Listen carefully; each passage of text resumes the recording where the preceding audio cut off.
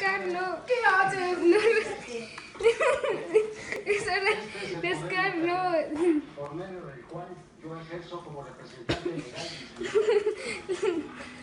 The Daily Life of Kakaroto. La venta de la propiedad.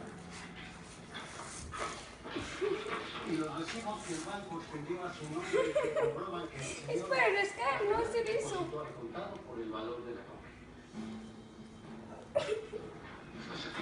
No se vaya a mirar ahí. No voy a permitir que usted se quede con mis tierras. Pero tú eres tonto, ¿o qué? Voy a pasar